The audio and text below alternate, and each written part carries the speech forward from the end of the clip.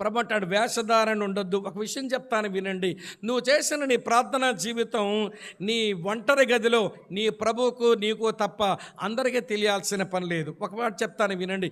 వేర్లు బయటకు చూపించుకునే పెద్ద పెద్ద వృక్షాలు గాలివానలుగా పడిపోతాయి, తుఫాన్లుగా పడిపోతాయి.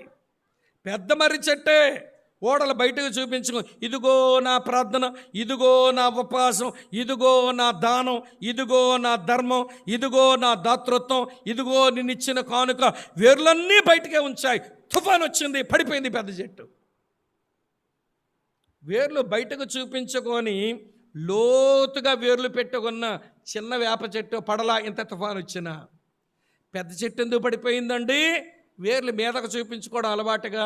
కొంతమంది ఇట్లనే పెద్ద చెట్లే, చూసావా మా ఉపవాసం, చూసారా మా ప్రార్థన, చూసారా మా వాక్య ధ్యానం, చూసారా మా దాతృత్వం, చూసారా మా సమర్పణ, అందరికీ తెలియాలి. అందరూ శబాష్ అనేస్తే భూమి మీద ఈవిడిగా కడుపు నిండిపోయింది, అక్కడ ఈవిడికి ఏమి లేదు.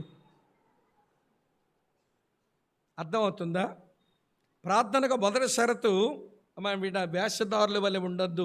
నువ్వు ఎంత ప్రార్థన చేసినా, ఎంత ప్రార్థన చేస్తున్నావని ఎవరు అన్నా నీకు ఇబ్బంది అనుకోవాలి, నువ్వు చెప్పుకున్నా ఇబ్బందిగానే ఉంటుందని మీరు గమనించాలి. రెండవ మాట ఏమన్నాడు ప్రభు అంటే, వింటున్నారా లేదండి?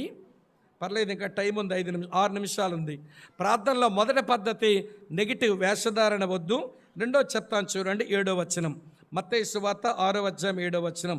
మరియు మీరు ప్రార్థన చేయనప్పుడు అన్యజనుల వలె వ్యర్థమైన మాటలు వచింప